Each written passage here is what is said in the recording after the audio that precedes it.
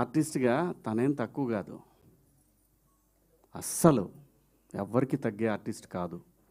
ఎప్పుడైతే నిత్యా మేనన్ దొరకలేదని అంటే దొరకపోవటం కాదు, వెయిట్ చేయించింది. వెయిట్ చేస్తున్నారు, ఇంకా ఎన్ని రోజులు వెయిట్ చేయాలి.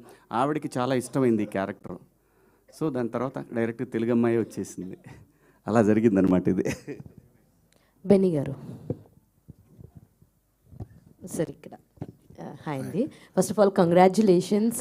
ఆల్రెడీ మూవీ షో వేసిన తర్వాత కూడా మాట్లాడడం జరిగింది, మీ గట్స్కి మెచ్చుకోవాలి.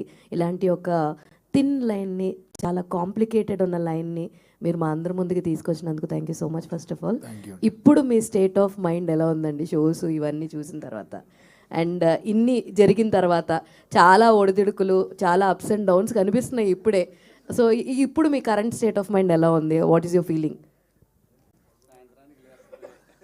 ఒకటే అండి, హోప్ ఏదైనా ఒకటే ఉంటుంది.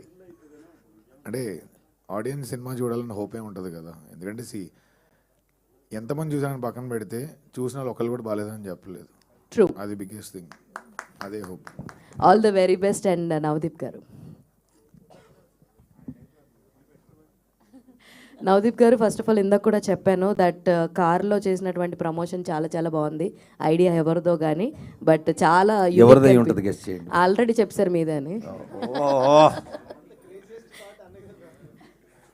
మీకు ఆల్రెడీ ఆ కాంప్లిమెంట్ ఒకటి ఉంది, క్రేజియస్ట్ థాట్స్, డిఫరెంట్ థాట్స్ అన్ని నవదీప్ గారికి వస్తూ ఉంటాయని చెప్పి. So already